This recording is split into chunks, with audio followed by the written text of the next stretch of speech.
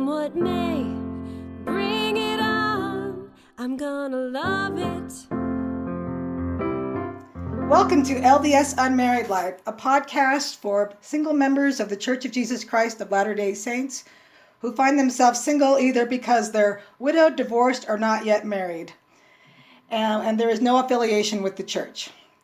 All right, before we get started on today's topic, which is an exciting one, I wanted to let you know that my Patreon page is now up, and it's patreon.com/AnnetteTalks. And so if you like what I'm doing and you want to support me, please visit my Patreon page. I'll have some locked content, a couple of tiers on there that you can choose from, and a tip jar if you just want to say, hey, you did such a great job on that episode, here's a few bucks.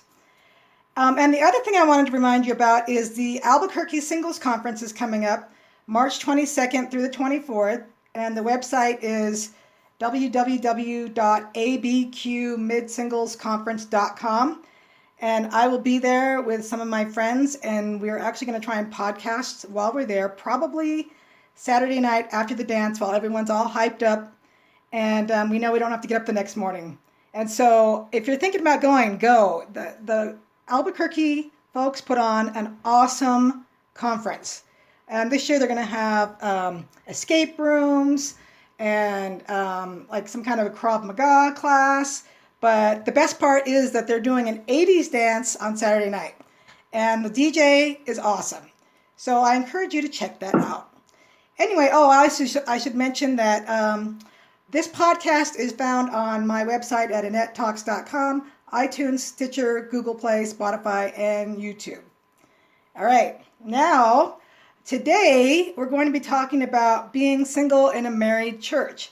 And it's funny, I've been wanting to do this topic for a while, and then a friend of mine pointed me in the direction of author Kevin Baker, who has written the definitive book on being single in a married church, and it's called The Greatest Worth, Finding Oneself as a Single Member of a Family-Centric Faith. And Kevin is joining me today via Skype. So say hi, Kevin. Hi, how are you? So this is kind of weird because we're looking at each other on the computer while we do this, which is, I think, better than being on the phone, but different than being in person, so it's a little bit weird. But anyway, the book was great.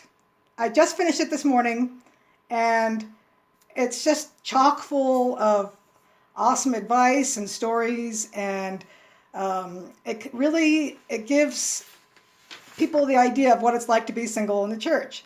And for those of us who are single in the church, we know what it's like, but this gives us, I think it gives us a lot of hope and direction and where we can go with being single. But I also think that married people, especially leaders in the church, need to read this because it would give them an idea of where we're coming from. And I actually told my bishop about this book the other night and told him I would loan it to him. So now that I'm done, I can loan it to him. But so, Kevin, what is this greatest worth that you're talking about here in this book?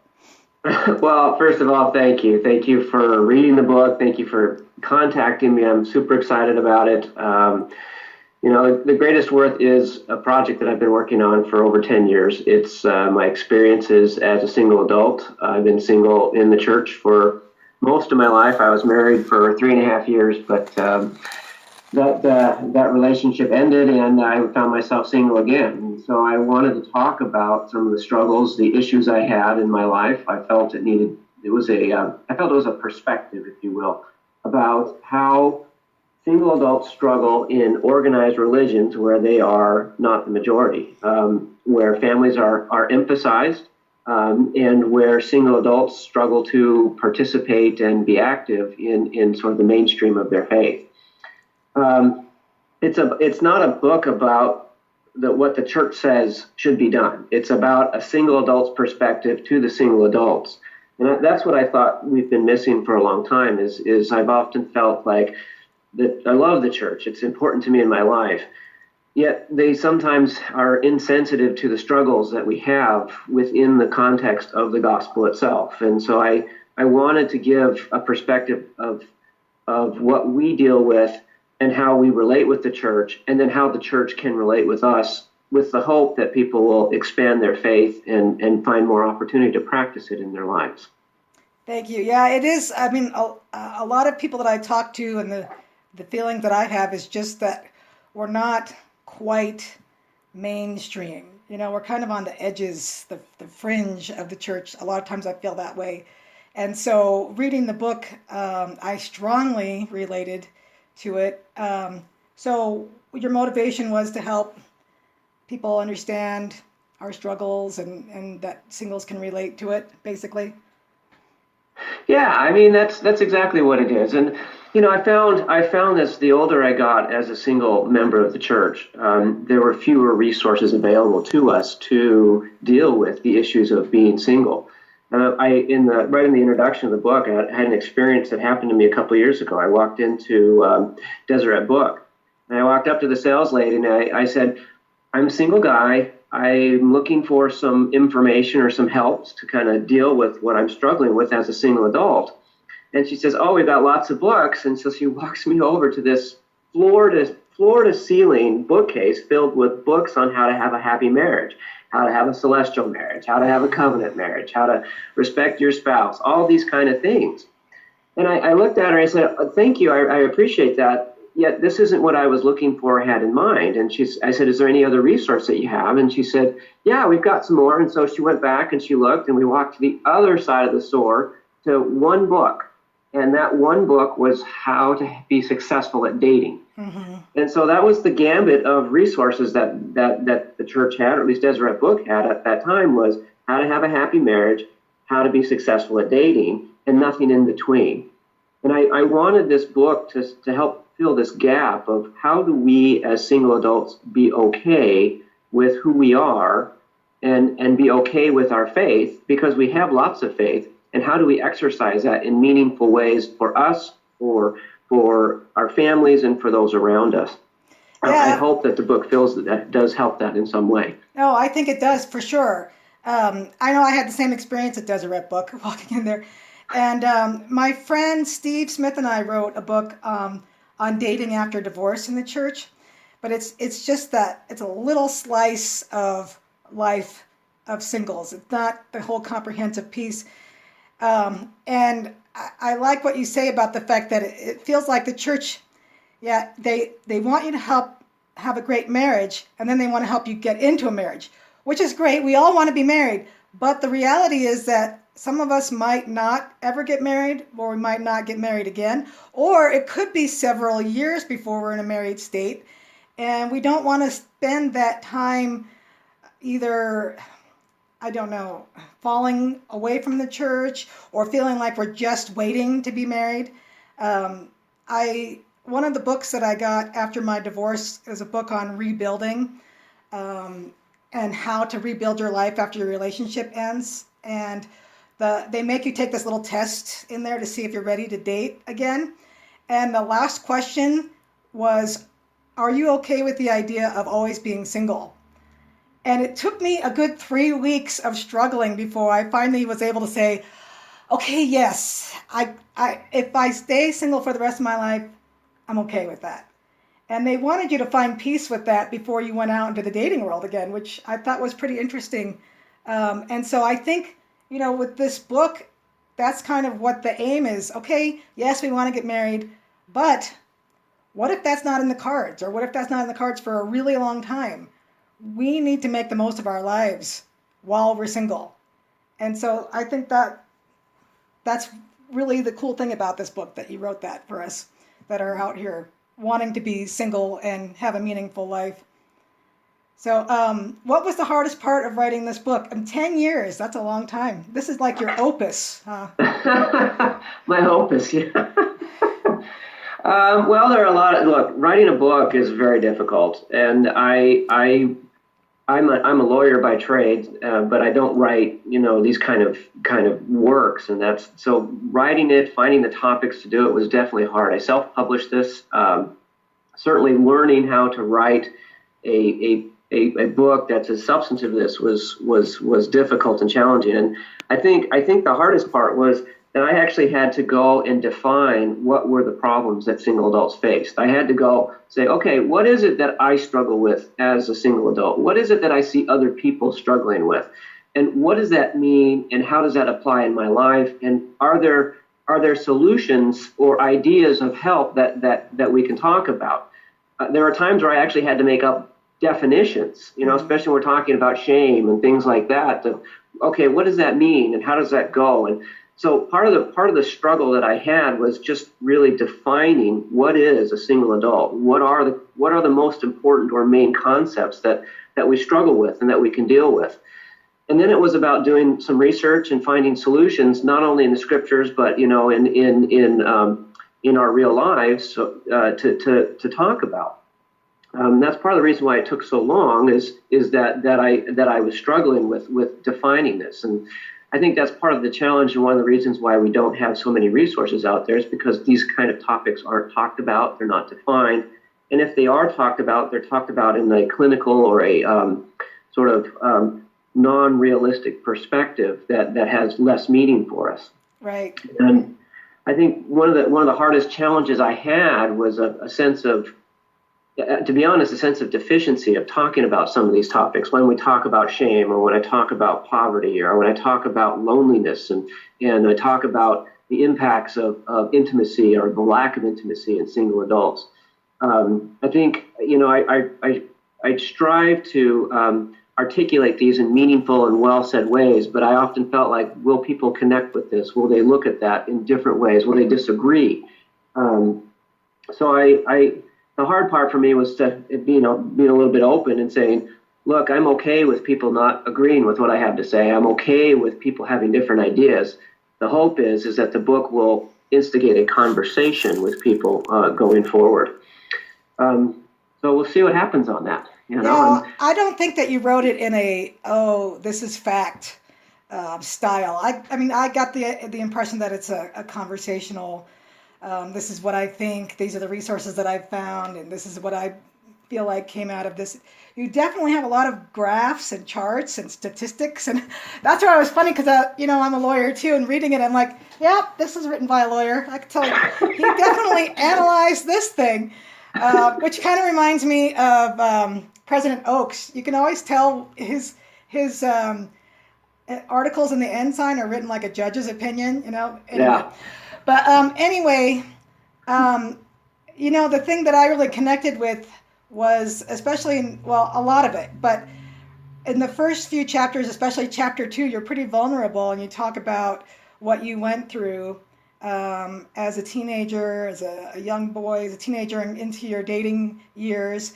And I have to say it was really eye-opening for me, because I went through some similar challenges when I was a teenager, and in my dating years. I didn't get married until I was 38, almost 38, like the month before. Yeah, so I'm an older married, and I'm an older mom, which is why I have an 8-year-old kid, and I'm 50. But, it's funny, I think, and maybe I don't think I'm the only woman that feels this way, but I think we tend to only see our women as being, having felt not good enough dating. And I don't know why. I just assumed it was a girl thing. But growing up, I always felt not attractive enough, and nobody wanted to date me. And then when I was finally like 38 and getting married, it was like, oh, I'm finally getting married, And so reading that, I really connected with that. And I think I told you when we were texting that, it brought me to tears, a part of it, because I related so strongly to it. And also because I felt like I'm finally seeing the male perspective. And so for me, it was really helpful to read the male perspective and know, so men aren't all these tough guys that are out there going, you're not good enough. That's the way I saw men. I mean, it's my own skewed perspective, because I always felt dissed by men. And here's this guy going on, he was dissed by women. I'm like, oh, what? I didn't know it happened the other way too. Wow, that's amazing. So I was really impressed with that. And so I just wondered how difficult that was to write, because you kind of open yourself up there, which, is awesome. I love vulnerability. I'm a big Brene Brown fan as well. So how hard was that to write? It was tremendously hard, and it still is tremendously hard. There was a lot of shame that I experienced in my youth growing up because of my lack of relationships. And I struggled. I was a small kid in school. There was just a handful of people who were LDS in my school growing up, and so not only was I the awkward small kid, but I was also Mormon, and so that exacerbated the social clumsiness that I experienced. And dating was something I wanted to do, but I was unable, either because I didn't have the skill set, I didn't have the courage, I didn't have the knowledge, or the opportunity to do so. And the longer that progressed, the more I felt like it was my fault. The more I felt like it was something that was wrong with me. And writing this was so hard because I hid that. I hid that for the same reasons you talked about, because the guys are expected to be the strong guys, the person, the instigator. They're supposed to have the courage to go forward and start the relationship. And when I did and I tried, I found that I was either not accepted or pushed away or laughed at or even rejected. I had people would tell me I'm not tall enough, I'm not attractive enough, not good enough. And that happened so many times and so often, I began to expect that in the types of relationships that I tried to have. And it wasn't their fault or my fault. It was just something that was a part of my life. On the flip side, I had the church and the church leaders constantly telling me that it was my fault that I wasn't married. It was my responsibility. I needed to be more aggressive. That was the kind of advice that they would give me. And then when I would try, I would fail, and then they would say, "Well, this time has a purpose, and it will make you a better husband when it does happen." And like you, I got married later in life. I got married when I was 36, and that marriage lasted for 3.5, almost 4 years. And when it failed, I found myself wondering what was wrong with me again. I thought when I finally got married, finally someone cared about me, someone wanted me. And I felt that being married in the temple was, that would fix everything. And that didn't turn out to be the case. And we struggled early on in our relationships for a lot of different reasons, and it was both of our faults. And when it ended, I went back to going, I'm not good. I'm not valuable as a person.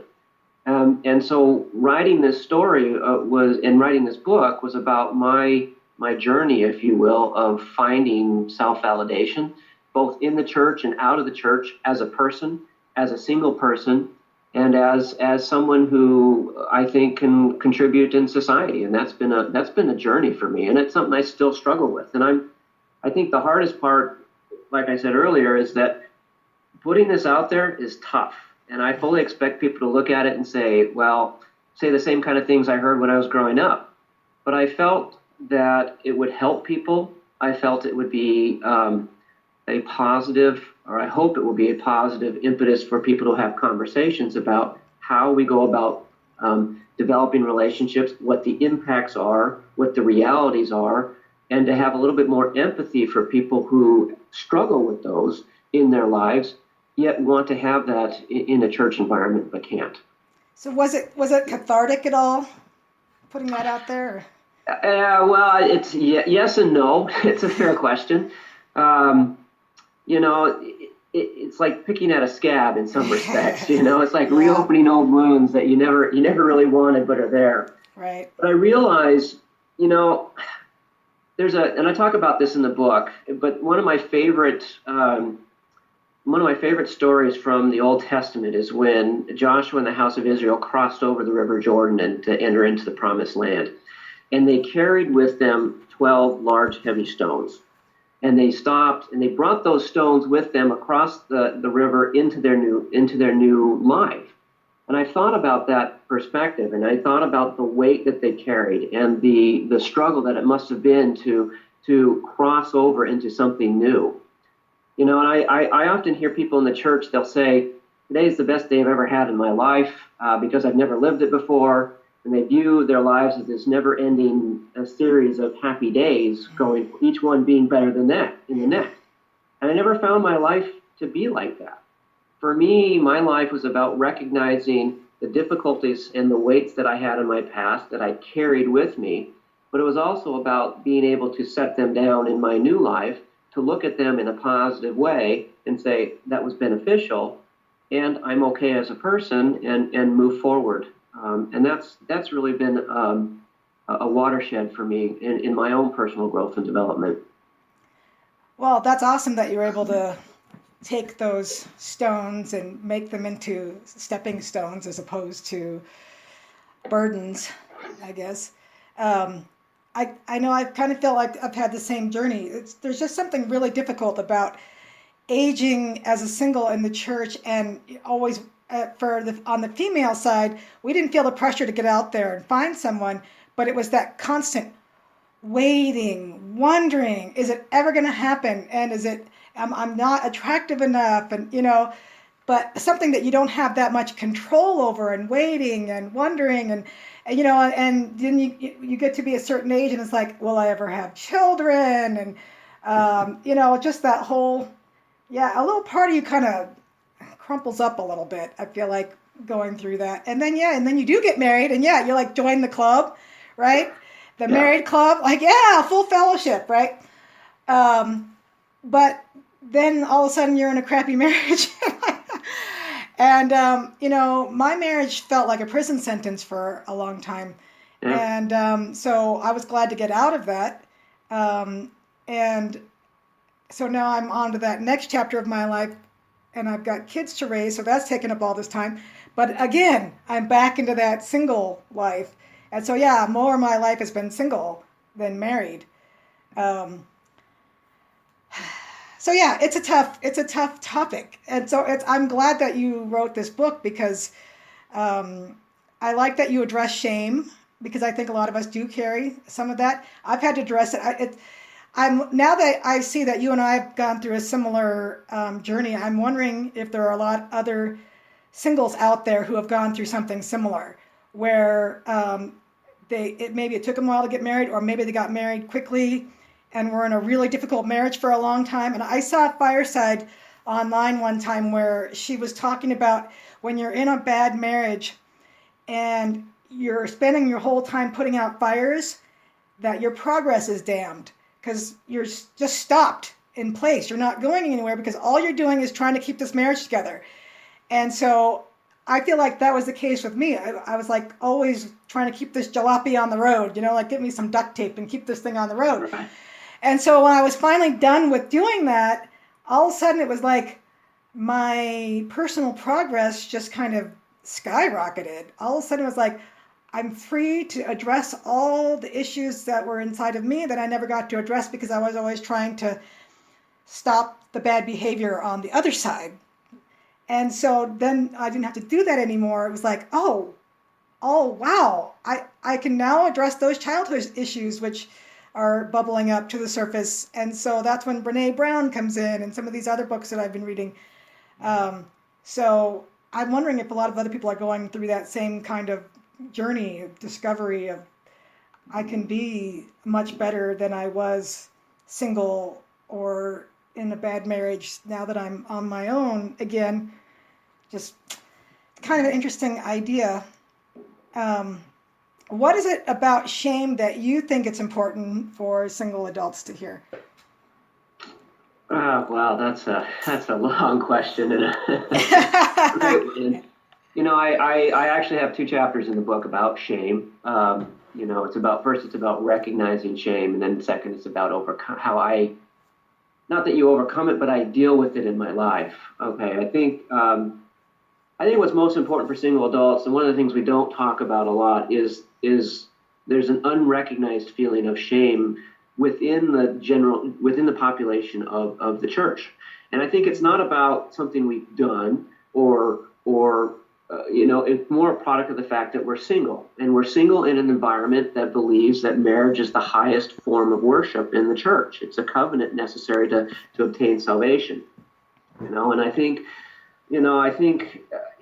life is meant to be shared. It's supposed to be a partnership or a companionship exercise where we walk together hand in hand, dealing struggles and tribulations, and the weaknesses that we have are counterbalanced by the strengths that the other partner has, and vice versa. And together there's a synergy that makes us better collectively. That sounds like a nice theory.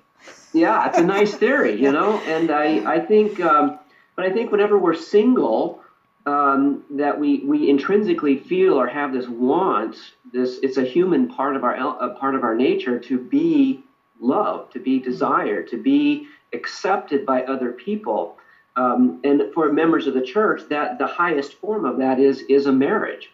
And I said this. I said in the church, if the greatest success in the church is a happy family or an eternal family, single adults, rightfully or wrongfully, can view the delay or the failure of that as its greatest failure. And we can look at ourselves and we can say to ourselves, I remember President Nelson said the great quote where, salvation is an individual exercise and exaltation is a family exercise. And I think sometimes single adults may look at it and say, well, I may achieve salvation, but exaltation is something that I can't achieve because I'm not married. I'm stuck. I'm not making progress because I'm here. And so therefore we get into these environments where we feel like we're just passing time. I've got my job here, but I'm just really waiting for my relationship to show up so I can really start focusing on what I really want to do in my life. And I just felt like that was a less than or negative way to view things. It was, I'm not existing, I'm not living, I'm not experiencing the realities that I have. Yes, I'm single. Yes, it's not the preferred moment, but I have a lot to offer. I have a job. I have family that I care about. I have other things and interests in my life that are fulfilling. And so I think one of the things I liked about Brene Brown, and one of the things that she helped me, and I loved her book, The Gift of Imperfection. I love that title too. The opportunity that we have to not be perfect and be okay. But she came out with this concept of, this difference between guilt and shame. And she said that guilt was a product of things that we do that are wrong, that go against our moral code. For members of the church, that would be like not keeping the commandments or other things that we view as bad. Okay. She said shame is more of an intrinsic thing. It's the view that we are bad, not that the things we do are bad.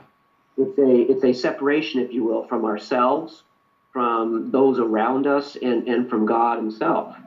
And I just started to think about how does that concept apply to single adults. And this is not a monochromatic issue. It's not black and white. It's got a wide array of different applications. But at the end of the day, I think shame sometimes fuels the reason why we go inactive in the church. The example I give in the book is, someone walks up, take in the young single adult wards, and I attended 17 young single adult wards in my life. Wow, really? Around the block. That's a lot. When it comes to those. And I would watch people, and they would get into relationships, and then they would break up. And I think that's normal. Sometimes I think that's a healthy thing, is if you have a breakup with someone who is not a good fit for you in your relationship. But in the course of the breakup, one person would say to the other, you're not the type of person I want to take to the temple. So that's the justification that they give for not wanting to have a relationship. And I think in the church, sometimes we would accept that and go, oh yeah, of course, not going to the temple, it's not a good fit, so therefore, that's the right choice.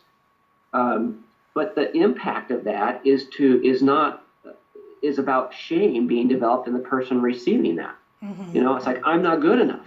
I'm being judged by someone else as less than worthy. On top of it, they're thrust back into a situation where they are unexpectedly single again, where they felt like that relationship might either grow or be much longer or even have an opportunity to get married. And they're embarrassed or shamed by the fact they're now thrust back into a situation they didn't want to be in the first place. And I think I would watch the bishops and leaders of the church, and they would walk up to these individuals and say, hey, it's okay, buck up. We want you to read your scriptures more. We want you to go to the temple, serve more in your callings, and everything will work out. And I always thought that those are good things. I do, and I would never tell someone not to do those. But I also thought that it was the wrong type of medicine for what was being applied. These people weren't suffering from their faith. They weren't suffering from their testimonies. They were suffering from an internal feeling of, I'm not good enough. I'm not worthy enough. I'm not capable of connecting with people around me, or people are viewing me in a way that's less than what I had hoped for. And so I often think that in order for us to address some of these issues, some of these sort of important life moments, there needs to be more empathy from the church and from the church leaders to understand in a specific way, what is it that's driving these types of these shames in individuals? How can we help to address that? And what space can we provide for them to overcome that? That may be going to the temple, and that may be reading their scriptures.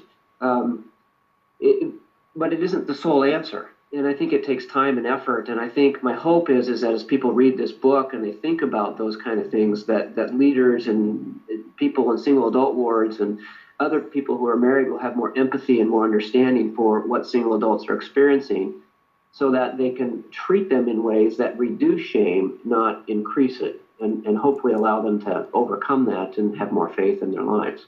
Right. And that reminds me of one of the little stories you told in your book about that 70 that said something to you in a meeting. You had to fill out a paper that said single or married or widowed. Yeah. Not one of my highlights in my life, okay? So I served as the stake executive secretary for 2 different stake presidents when I lived in Wyoming for 6 years. And about halfway through, about 3 years in, the stake president was changed out. And part of my responsibility was to work with the general authorities as they came into Gillette, Wyoming, and to help pick out the new stake president. I knew pretty much everybody in the stake. And so how it worked is they had this form, and they had this little piece of paper, and it said married, single, divorced on the top, a box to check, and you had your name, and you filled out what you did for a living, a little biography. Then had a list of 10 people you felt were what they should interview and talk to for consideration for becoming the new stake president. And then it was my job to go facilitate that. It was to call them, to get them in. It was a large area, so we had to bring people in to have these interviews and to schedule that. And then my job was to help them facilitate whatever needs they needed as they went through this process. And I was grateful for that.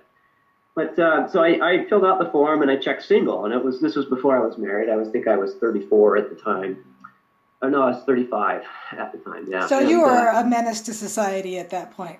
Yeah, by a long shot. Yeah.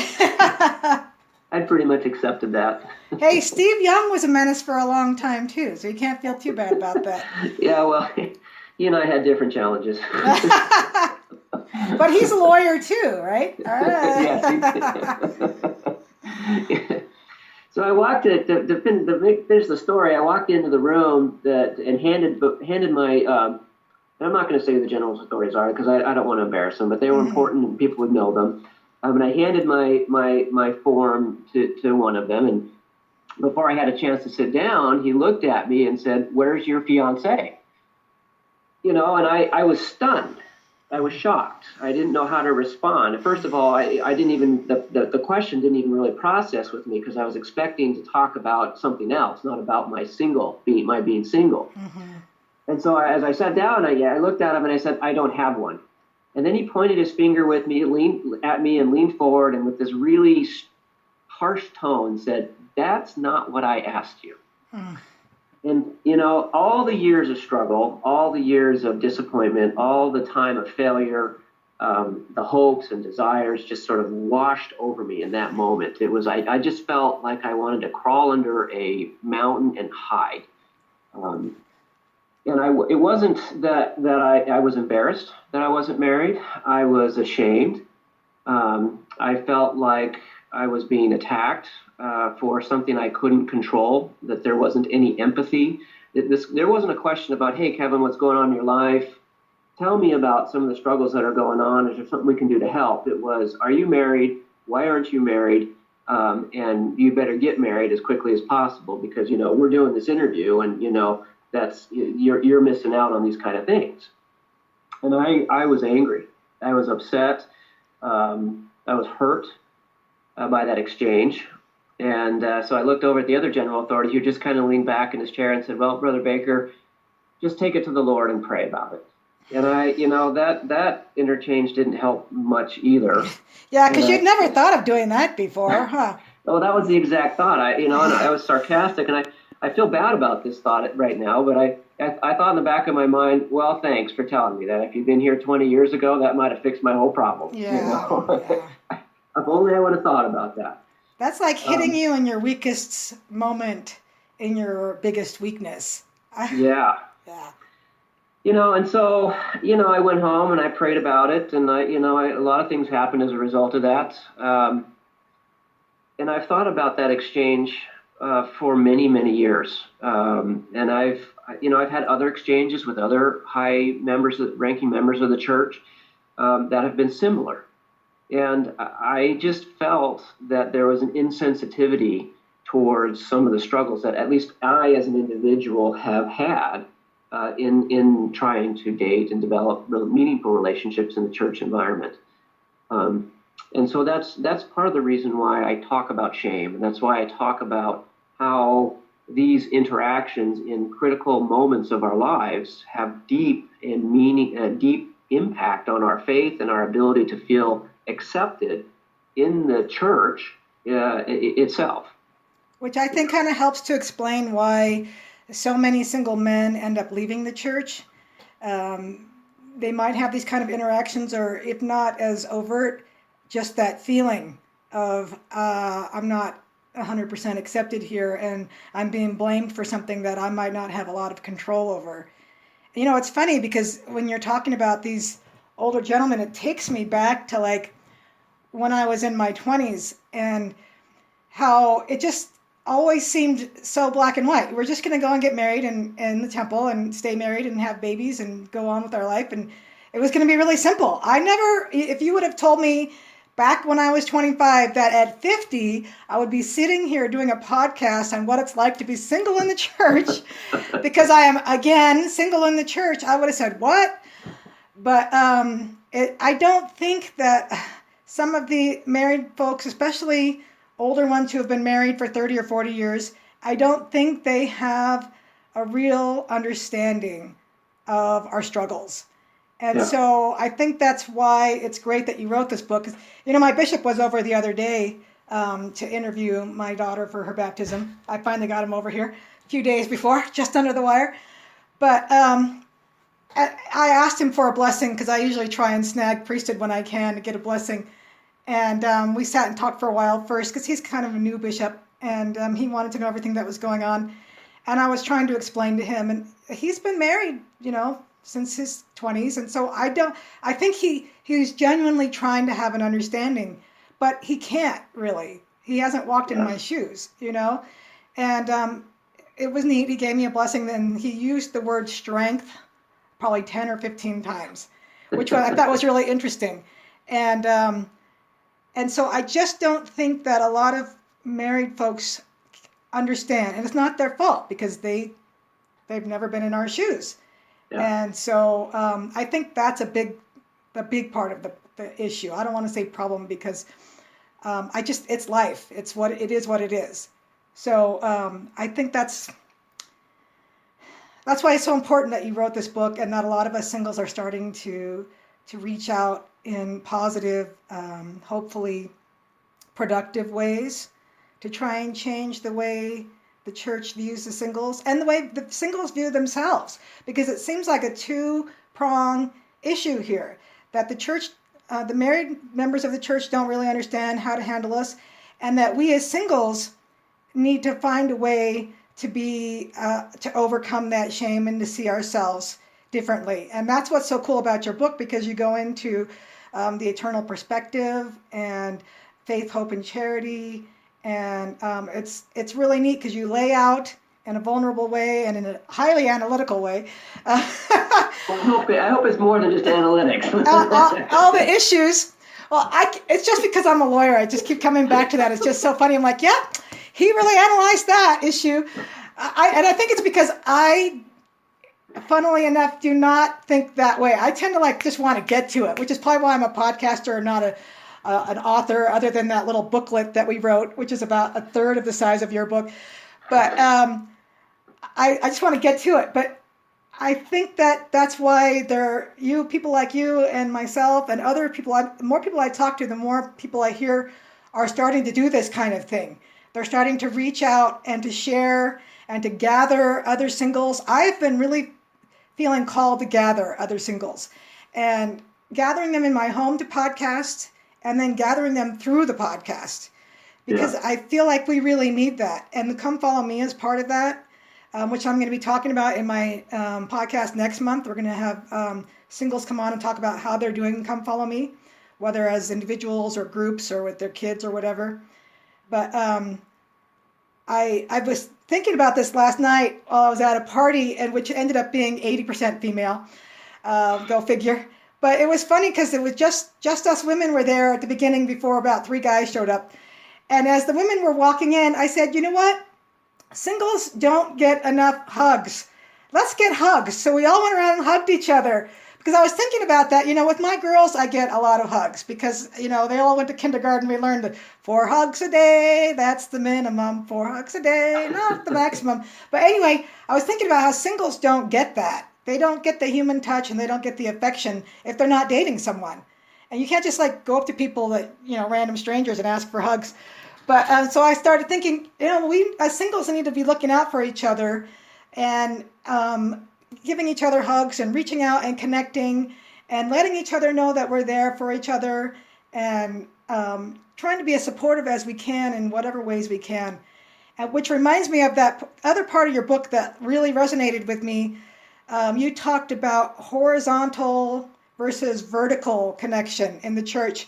And I think that's actually one of the biggest things that I would like to communicate to leaders and those that are planning singles activities. Could tell us what that is? Yeah, and thank you. So I have just noticed a couple things. This is about attachment. At the end of the day, it's about attachment and connection. And the things that you're talking about all relate to how people attach and how they connect with each other as human beings, as spouses, as friends. And that level and that strength of connection varies between the type of relationship that we have with the type of people we have and the organizations and in society as a whole.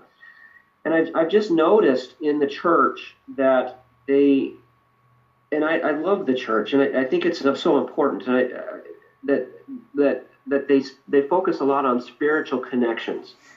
But the problem that I have always had with the singles is that they focus almost exclusively and solely on the spiritual side of things, and the attachments and connections, the social aspect, sometimes take a back seat to the activities or things that we do. I mean, you think about the activities they put together. They have family prayer or, linger longers after fast Sundays and things like that. It's they even title the nomenclature that they have for this is about spiritual aspects. It's almost like we have a pseudo family right now that we're practicing, but it's not really a family. But we're practicing to have our families later on, and I don't mind that so much.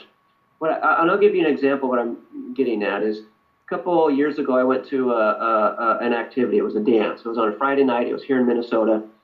And as a lawyer, I don't have huge amounts of time. And so my ability to go to single adult activities is limited.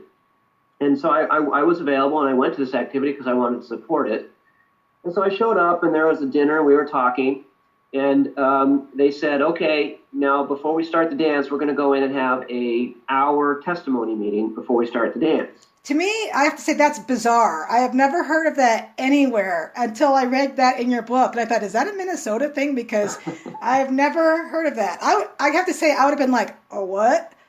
Yeah, that was exactly my response. And I was a little angry. I was embittered. I'm like, why is it that the church or people organizing activities, and I'm not knocking them, it's not, a testimony meeting is not a bad thing, okay? But why is it that single adults have to do something spiritual before they actually start to connect with each other? I mean, how many other married activities start with a testimony meeting and then go into the social aspect? Yeah. They don't do that at ward activities. They might have an opening prayer, but not testimony meeting. Yeah, my advice, I guess, the advice that I give in the book is that there's 2 different kinds of connections that we have to focus on. There's these vertical connections, which are the connections between us and God. They're spiritual in nature. They're how we view ourselves in terms of our own spirituality, in terms of our relationship with deity and things like that. That's important. That's what the church focuses on, and it should. There's also these horizontal connections, which are between us. That's the relationships that I have with my friends, with the people I work with my parents, for people we date and associate with. Those kind of vertical, they're the social connections that we have.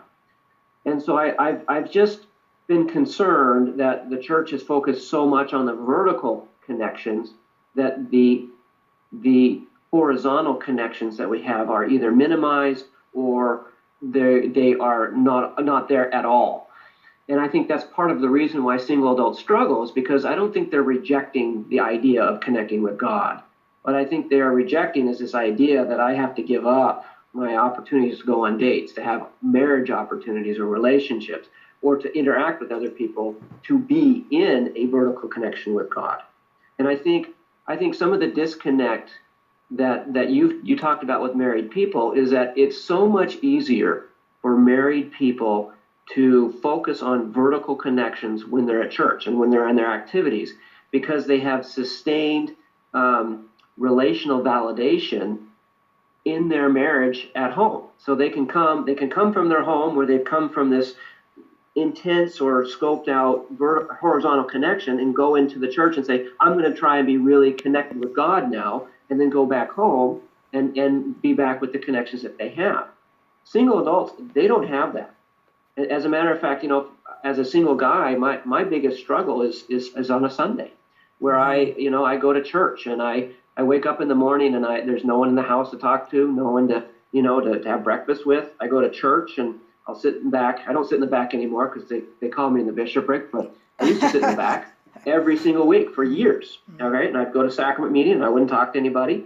I'd go to Sunday school and I'd sit in the back and listen, and then I'd go to priesthood and maybe talk to somebody, and then I'd leave afterwards and everybody's in the hall running to grab kids and out the door. And so then I would go home and I would sit there and I have 12 hours. What am I going to do for the rest of the 12 hours? And the advice that was given to me is, well, you can index. I'm like, I don't know how to index for 12 hours. Yeah. I can't read my scriptures for 12 hours. Yeah. And so Sundays became very hard for me, not because I wasn't a spiritual person, but because I wasn't having those horizontal connections that everybody else has. And I start to realize that in the church, I think this drive towards sustained, intense, sort of hyper spirituality is driving away the connections that single adults have. And that's why we have a 10% activity rate of guys over 30 or a 20% activity rate of women over 30, because they are starting to feel like there's nothing there for me. Mm-hmm. And if all I have is the opportunity to sit by myself and feel the Spirit, there needs to be something more to counteract that. And that's part of the message of the book, is we have to focus on both of them for single adults, not just one. Yeah, no, that's an awesome point. I had never thought about it that way before. And I feel that way 50% of the time because I have my girls with me every other Sunday. And so one Sunday it's like me trying to keep the girls from climbing all over the place. And then the other Sunday is me sitting alone in the back. Although if you look around, you'll notice, at least in my situation, there are several other singles sitting around by themselves in the back as well. And I think that's one of the things that makes this so crucial, is that we're going to be the majority, if not already, in the church as singles. So we are not the minority, or if we are, not by much. And so we need to really focus on improving our situation. So we are about out of time, but I want to hear from you what you would like to leave as sort of a final message, maybe of hope or advice for singles going forward, to try and, I don't know, make us feel a little more that we have the greatest worth, to put it as your book says. Well, thank you. But first of all, let me say thank you for even reaching out and inviting me. I mean, I think that these sort of organic type of things that like you are doing in the podcast are phenomenal. I think single adults need to do more of them. I think we need to reach out and express ideas. I hope that the church would catch on to some of these things and start supporting these, because I think if we organically or naturally start doing these things, we can reach out more to people. And I also think that by giving voice to some of the challenges and concerns of the single adults, that everybody can be brought into the tent of the church, if you will, into an area where they feel safe, where they can practice their faith in meaningful ways and come closer to Heavenly Father, but also have opportunities to connect with other people, where it's not just one or the other. I think for me, the book is really about this idea of how do we find self-worth? How do we find the ability to have emotional, spiritual sensitivities with ourselves and with other people? It's about recognizing that we are okay as individuals, and that God loves us no matter who we are or what we've done, not because of us, but because of the nature and characteristic of who He is. And I hope my goal for people is that I hope they read the book, not because I wrote it, and not because I think it's as you said, the definitive work on being single. It's the only work on being single. Well, so by definition, it's definitive. Yeah. So Anyway. I want people to. My hope is that it starts a conversation. My hope is that it starts to help people say, okay, Kevin said this. I don't necessarily agree with him, but at least he's articulated the issue. Now let's have someone else put something else out there that either raises the level or raises the understanding.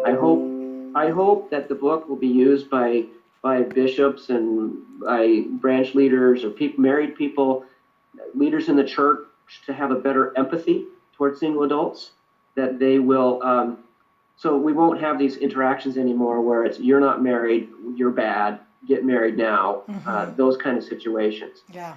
So that when single adults do show up at church, they understand what they can say and how they can reach out to them in meaningful ways, not just the, hey, we're glad you're here on Sunday, and that's the only interaction that they have for 2 hours at church. Right. And I'll just end by this. One of the struggles I had with the book was the title of the book. The original title of the book was I'm Single, I'm Mormon, and I'm Okay. Okay. And it was all about this idea of being okay in a situation where you don't necessarily fit or belong or feel like you belong. And I struggle with this because I finished the book and finished writing the first edition of the book, and then 2 weeks later, the church came out with the policy that they can't use the word Mormon. I was like, well, I can't necessarily change the title of the book to I'm single, I'm a member of the Church of Jesus Christ of Latter-day Saints, and I'm okay. Didn't work. It didn't even fit on the page. Okay. Yeah. So I came up with the title, The Greatest Worth. But I think really both titles are really what the book is about. It's about finding ourselves. It's about finding the ability to be happy. It's about finding the emotional character and wherewithal to be human, to be accepted by who we are, and then to look out for other opportunities, whatever those are, and to be okay with the results of that. I think for my journey, it's been about looking at my past, having the nature and character to stand up and say I'm okay, and despite what happened, and move forward. And I still have the hope for a happy marriage. I have the hope for a sustained relationship, a connected relationship, one that can be in the temple or not in the temple, but something that is meaningful in my life that will have importance. And that's the message I hope all single adults have, is to find themselves, to find the love and value that they have, and to be okay with it. Great. All right, so I have 2 questions for you. Number 1, where can people get this book? You can get the book on Amazon.com. It's the only place you can get it, is Amazon.com. Okay. You can find a link to it on the LDS Singles Guy, www.theldssinglesguy. There's a link to the page on my page. There's also a link to comics and other things. There's a blog that I'm starting on single adult issues. I think it's completely worth checking out. I think the comics are funny. hopefully they'll give you a good chuckle for the day and give you an idea of what it's like to be single. Yeah, and there are comics in your book too that are fun. Every chapter you get to, or I think it's every chapter, isn't it? There's a new comic at the beginning. Yeah. So I enjoyed those as well. It took me back to when I used to look at the funny papers on Sunday. So, all right, awesome. I'm going to link to that also on my website and to the LDSSingleGuide.com as well as Amazon. And then the second question I had was, do you want to come on this podcast again sometime? Sure, anytime. I'm happy to come on. Just let me know. I think it's important. Like I said, I'm grateful you network with me on. I think it's important for people like us to network and to talk about these issues. And if there's a specific issue you want me to talk about, I'm happy to give you my 2 cents. All right, excellent. Well, thank you, Kevin, for joining us. Again, it's Kevin Baker, author of The Greatest Worth: Finding Oneself as a Single Member of a Family-Centric Faith. And it's been a great discussion, and I hope that whoever's listening to this will go and find the website and find the book. Definitely worth picking up and reading. And thank you for listening to my podcast, LDS Unmarried Life, where single people gather. I'm gonna bloom where I'm planted. I won't take things for granted. Come what may, bring it on. I'm gonna love it.